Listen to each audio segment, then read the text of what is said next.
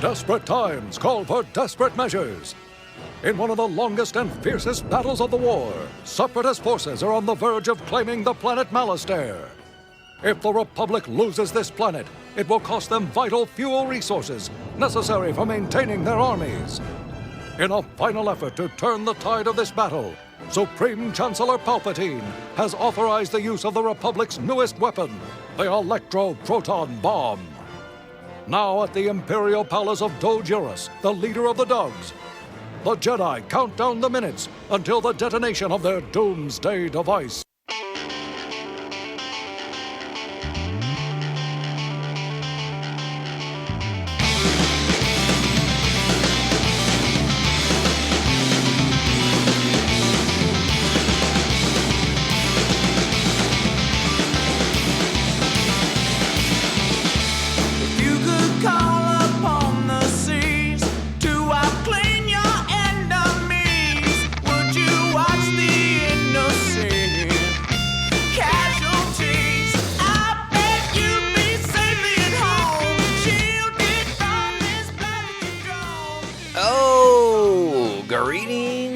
Bucketheads, Mayvar Tigar. Welcome to this Zillo Beast bombing episode of Mandovision. Nargai Tom, and thank you so much for checking this small, independent Star Wars podcast. Remember, the best way to reach out to us is always at social media, at Mando_Vision on Twitter and Instagram. You can email the show, mandovisiontom@gmail.com. Please be sure to like, subscribe, and share the show with all the other Mandalorians in your covert. And if possible, so inclined, and on Apple Podcasts, please, 5-star reviews. Another great way to help support the show without having to spend a single dime of your own money. We truly, truly appreciate it. Those reviews are the best way to help small independent shows like us stand out, not get lost in the shuffle, and continue our path to intergalactic domination. But, in a more benevolent style, than that of the Galactic Empire. No, thank you, sir. We're not tyrants. We're just Mandovision. That's all we are. Well, I said it already. We're here to talk about The Zillo Beast, Season 2, Episode 18 of Star Wars The Clone Wars. Original air date April 9th, 2010. And you know this episode. It is an homage to Godzilla, to the monster movies of yore. Obviously, they set this one up. It's very much an allegory for nuclear weapons of the Star Wars variety. And again, in Godzilla, an allegory for the nuclear weapons of our world. A story of the atomic age and the dangers and the risks of meddling with atomic superpower. So yeah, this is a Star Wars take on that. This is a Star Wars kind of, again, paying homage and in a very loving way, because it's not ignoring the allegory. It's not ignoring the metaphor that Godzilla was at the time when it came out in 1954. So a neat episode in that regards, and one that I generally liked quite a bit, and I can't wait to talk about part 2 when we kind of see what happens after this episode, because this is just the beginning of the Zillo Beast. And we won't get too far ahead of ourselves by talking about what happens in the second episode. But this is a strong one. I do really, really enjoy this episode. And that Zillo Beast, so misunderstood. He has those silly legs. That's my only criticism of the Zillo Beast is I don't know how he stands and gets around on those legs of his. But let's talk about the plot for this week. I kind of laid it out. When the Republic detonates a powerful electro-proton bomb to settle the Battle of Malastare, it accidentally wakens an ancient and thought to be extinct Zillo Beast. And yeah, the Battle of Malastare, we got some Dugs going on. Dugs, the people that Sebulba has come from. We all know Sebulba, the dirty pod racer. And when I say dirty, I mean because he cheats. He throws parts at people. That's not cool. That's not winning above board. This episode of Star Wars The Clone Wars is, of course, directed by Giancarlo Volpe. He's done a fantastic job on the series by and large. And I think he's really stood out on some pretty nice episodes for this season as well. The episode is written by Craig Titley with supervising writer Drew Z. Greenberg. Our cast for this week: Terrence T.C. Carson as Mace Windu, Matt Lanter is Anakin Skywalker, Greg Baldwin as Doge Urus and the Dugs, Ian Abercrombie as Chancellor Palpatine, D. Bradley Baker as the Clone Troopers, Kara Pilfko as Dr. Sonavir Bol, Tom Kane, the narrator, Matthew Wood as the battle droids and the tactical droids. The first voice you're going to hear in this clip that we're going to play in just a moment is Dr. Sonavir Bol. She's going to come on and talk about the bomb and the dangers, or the effects it will have on the droid army, and how it will not have any effects on the clones or the Dugs on Malastare. Sonavir Bol is a bival. Now, that is a species that we are not super familiar with in general. They are from the planet Protobranch. It's deep in the galactic core. And bivals make good physicians, political advisors, researchers, and scientists. So we've seen a couple of bivals at this point in the series, but I did want to point that out. So this clip will be laying out the groundwork for the episode. So yeah, we're going to set it all up for you before we knock it down. So that's what we're going to do. Now, we're going to get the show proper started right now. And I don't like to say that we have a lot of rules on the podcast because rules are I can't remember all the rules, so we try not to have any. We just try to have fun talking about Star Wars and having a good time. That's kind of like the loose rules of the podcast. But there's one thing that I do insist on before we start every episode. I think you know what it is, but if you're a new listener, maybe you don't. So here it is. Strap on your buckets. Let's go. I won't allow my people to become separatist slaves. I assure you, Dozierus, that will not happen. Dr. Ball has stated that only droids will be affected by the bomb's electron field. Yes, the clones and your people will be quite safe. We have accounted for every probable outcome. It's the improbable that concerns me, Doctor. There must be other options. I'm afraid not. This bomb is our only hope for victory now.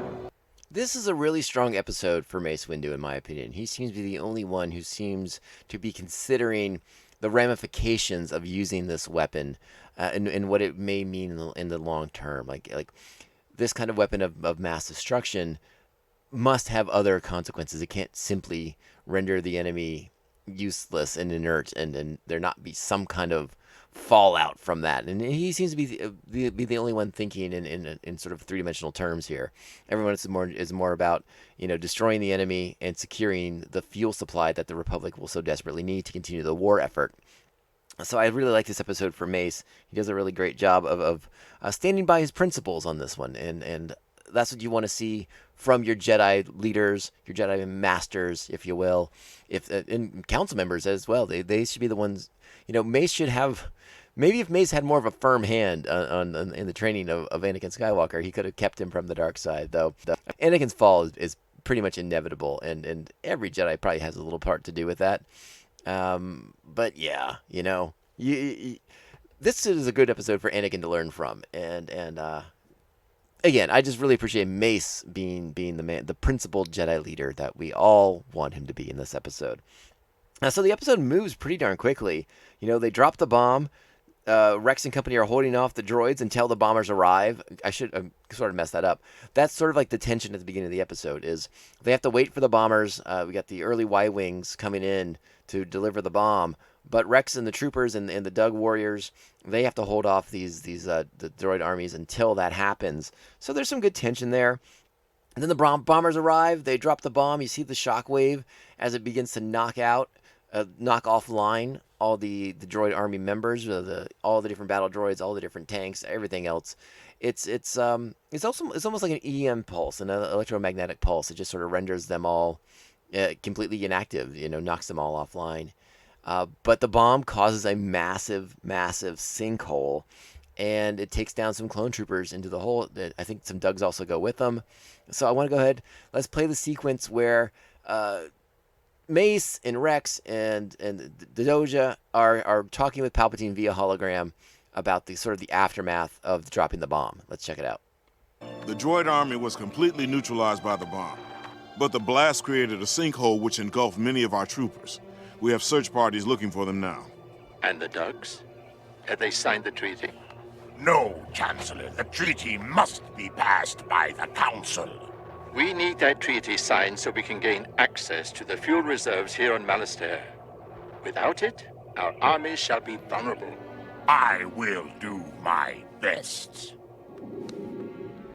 All right, so that's sort of the key component for this episode that we hadn't talked about yet, was not only is this fuel needed on Malastare for the Republic, but there has to be a treaty in place to get it. There's far more political ramifications, which is why Palpatine was so eager to get this weapon, get this battle over with, because they need the Dugs on their side if they're going to have fuel for all the Republic, for the Republic war machine at this point. So at this point in the episode, Anakin is put in charge of being with the Doge and making sure that this treaty comes to fruition, that the Republic will get what they are after as far as the Malastare fuel reserves. And Mace Windu's gone into the sinkhole. He's there to help find the missing clone troopers. And while in the sinkhole, he notices a lot of interesting markings on the wall, indicating that maybe some of the clone troopers are in a bit of distress at this point. But we don't know that they're in outright danger. But you definitely get a feeling of like a looming presence, of a looming threat against them in the sinkhole, kind of cut off from the rest of the army. Let's check in with Anakin. Anakin, not the most diplomatic person that we know, but he is there to remind the Doge that, hey, we need that gas, buddy. We got ships to fuel up. Let's go. Check it out. We've got what We're on a very tight timeline here. How long do you think it'll take to get the treaty ratified? We are waiting for 2 more members of the Council to arrive. They will sign the treaty. We appreciate your cooperation. Without your fuel, our offensive will grind to a halt. This is the beginning of a great alliance. All right, so the more time we spend with the Doge, I'm curious if you all feel the same way about him as I seem, like picking up this sort of untrustworthy vibe from him. You almost sort of catch him say, like, we kind of got what we wanted. The Separatist army has been defeated. And maybe we'll give them this alliance, and maybe we won't at this point because we already got what we wanted. Doesn't really matter to us anymore. That sort of seems to be what's going on. And then, as the Zillo Beast will eventually make his arrival in the episode, all of that gets threatened again because the way that Mace Windu in particular wants to handle the Zillo Beast and not just simply annihilate another living creature who hasn't really done anything wrong, and again a creature who is about to be extinct if the story of the Doge tells is to be believed. So, we don't have a ton of experience with the Dugs other than Sebulba in episode 1, and then throughout the Clone Wars episodes. And again, I don't want to say that the Dugs overall are an untrustworthy species. I don't think we've seen enough information to make that claim. But it is something that you kind of pick up some vibes, and that's all I'm going to say about that. But how do you all feel about the Dugs? Let me know what you think. Very curious. Let's check it back in with Mace Windu in a few minutes here and see what he finds in that sinkhole. What happened down here, Trooper? General, there's something down here with us, and it's not Seppi's. Calm yourself, soldier. We'll check it out. Mace goes to investigate. And yeah, we're going to keep this playing just a little bit longer because we're about to get the rise of the Zillo Beast. Skywalker, something strange is going on. I think you should come down here. I'm on my way. R2, start up my fighter. If you'll excuse me. All right, now Mace and the clones are walking along a very interesting looking surface. Sir, there's nothing around here but rocks and debris. I have a bad feeling about this. There it is.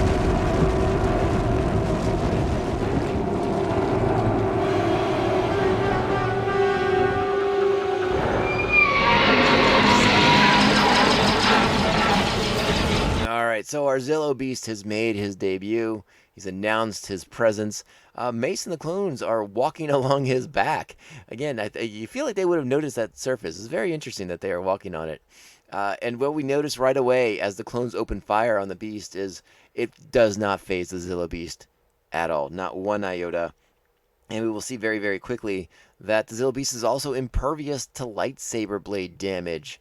That might come in handy. That might be something that the Republic would have an interest in, don't you think? Especially that guy who's running the Republic, Chancellor Palpatine, a.k.a. Darth Sidious.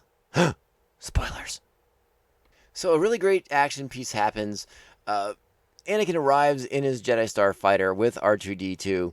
They begin they've sort of provided a diversion for Mace and the clones to make their way out of the sinkhole via a troop transport. This is where we get the lightsaber realization as Anakin attempts to do some damage to the Zillo beast after it's knocked his Jedi Starfighter out of the sky. We get a great action sequence. Again, Anakin running up the Zillo beast. Again, still thinks he can do something, but he finds out that there is nothing he can do against the Zillo beast. And a really unique exit strategy occurs for Anakin and R2 as Anakin hops on board R2-D2, who uses his little rocket packs to get them out of the sinkhole and out of the danger of the Zillo beast. And it's an amusing way to see the great Jedi warrior Anakin Skywalker get to safety on top of his astromech droid. It amused me quite a bit. That thing, it is a Zillo beast. They once roamed Malastare, devouring our ancestors. When the dogs first started harvesting the fuel in the planet's core, they were killed off. They are supposed to be extinct. Apparently, they're not.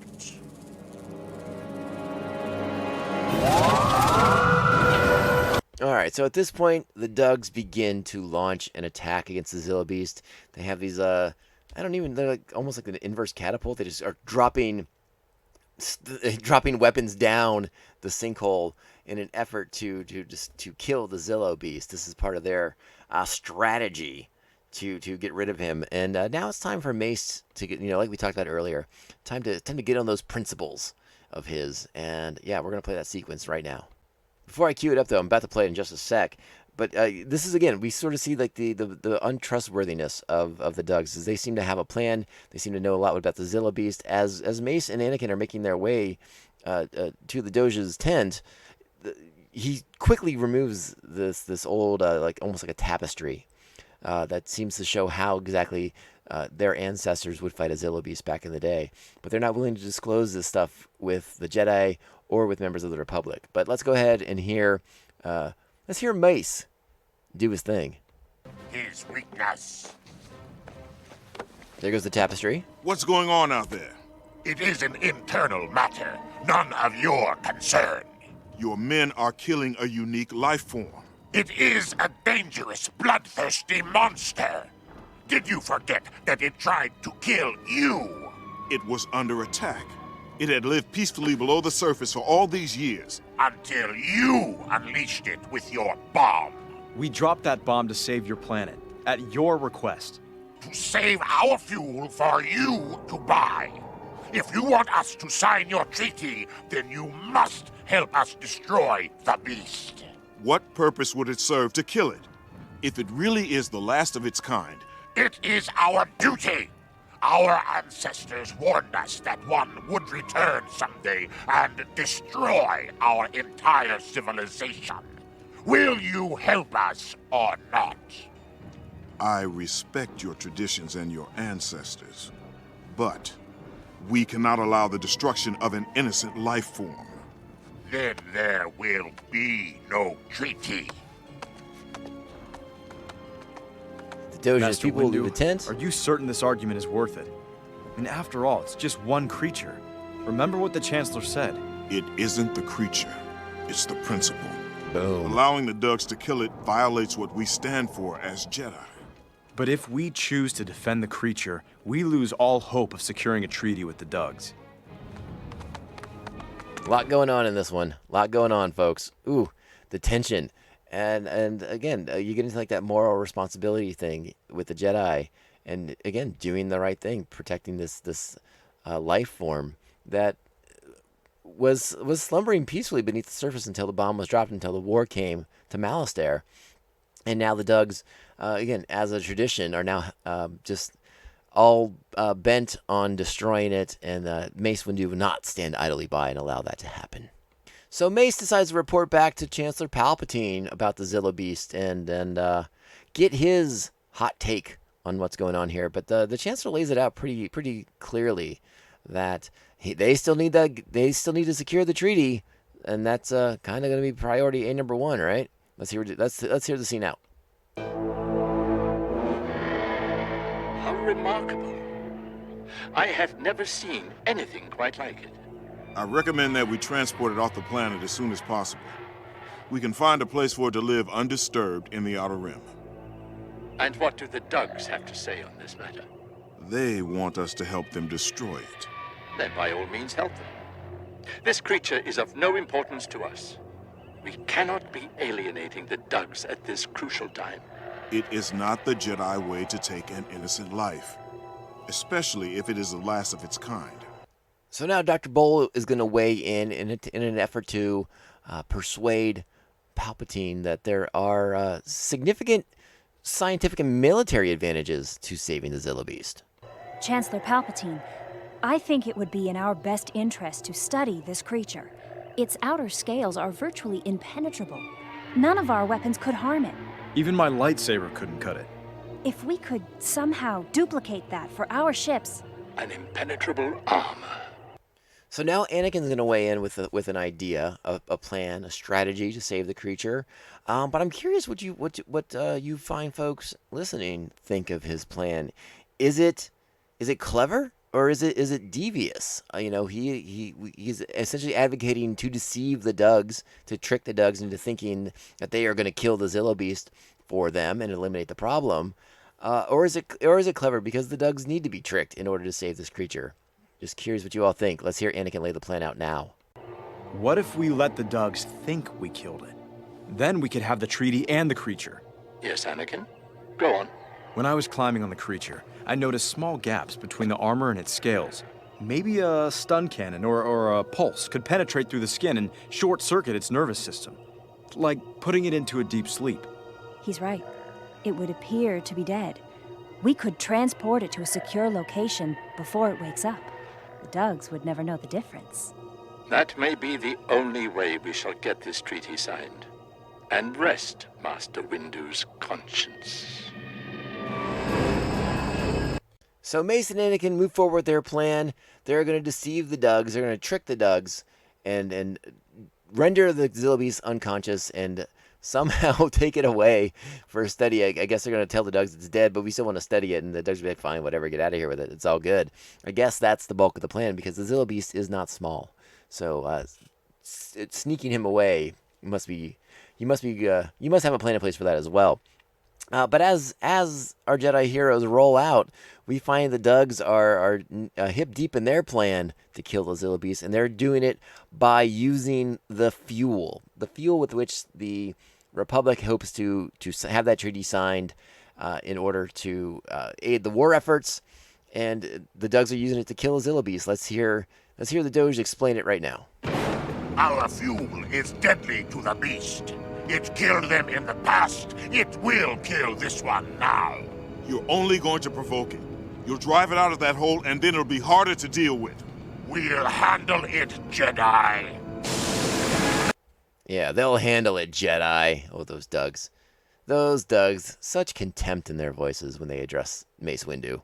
So between the fuel and the bombing of the Zillo Beast, Mace is... Oh, he's so torn. He's not torn. I take it back. He's not torn. He's upset. He's like seeing this creature suffer. And that's exactly what the Dugs are doing. They're making this creature suffer. They're angering the creature. And Mace has had about enough of it. Let's hear it.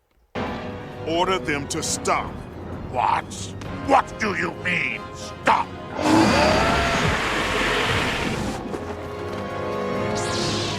I said order them to stop. Or what? We are innocent life forms too, are we not?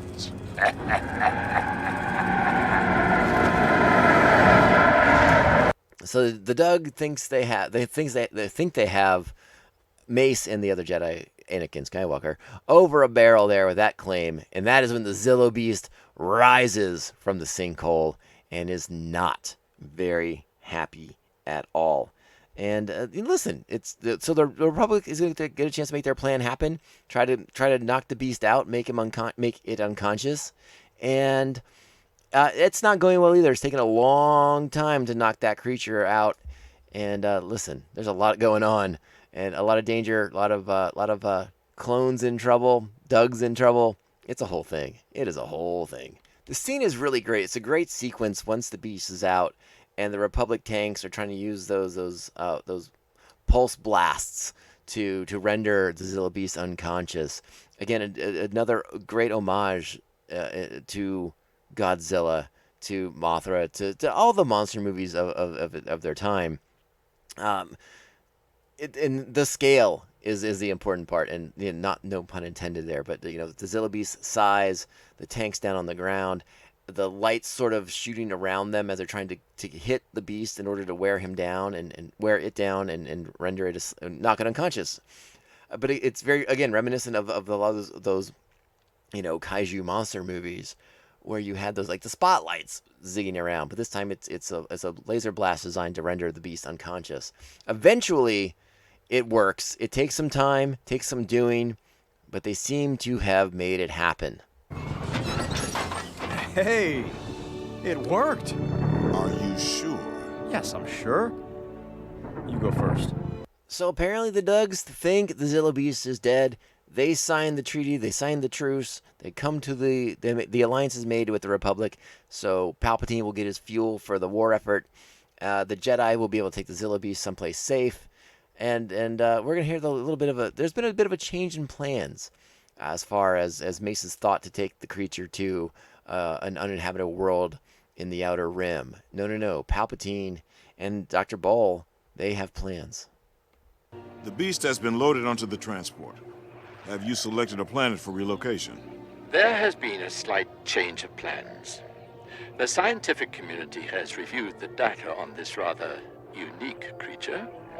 They believe it should be further studied in a more controlled environment before it is released into the wild.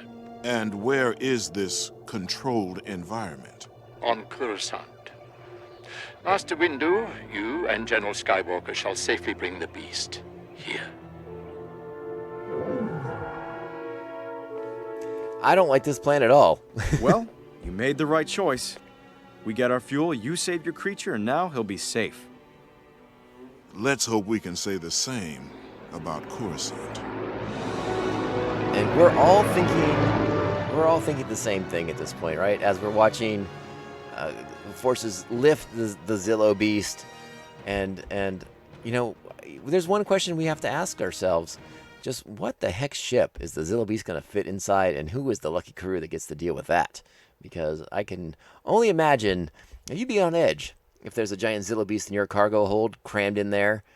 The transportation of that beast is something that I find myself insanely curious about, and the idea of it shoved into a Republic cruiser is humorous and uncomfortable all at the same time. Remember Star Trek IV when they put the whales in the Klingon ship? I still don't think that Klingon ship was nearly big enough for 2 giant humpback whales, but hey, what do I know about the cargo hold of a Klingon bird of prey? What are you gonna do? I know more about the dimensions of the Millennium Falcon at this point in my life. I find that the priority. But anyways, that is our episode. It's a solid episode. It's a 7, I think. There's enough interesting stuff in here, some moral complexity. Mace Windu taking a principled stand. I love all that stuff. That makes it an enjoyable episode. The homage to Godzilla and the monster movies of Toho Studios and everything like that.